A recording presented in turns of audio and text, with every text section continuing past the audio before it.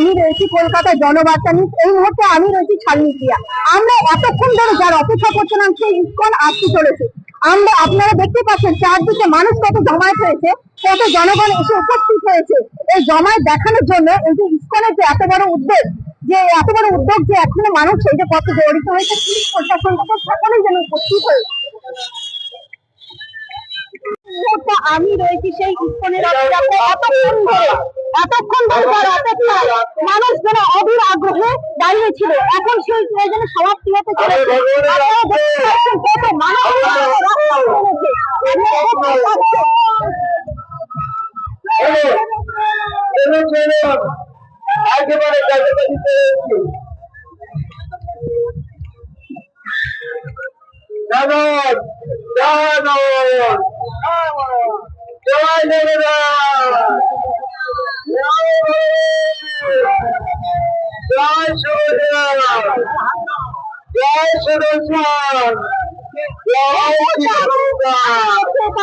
আমি এই মুহূর্তে রথে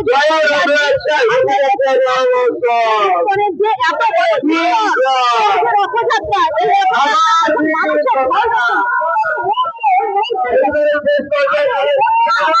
মানুষের ঢল যেন এই মুহূর্তে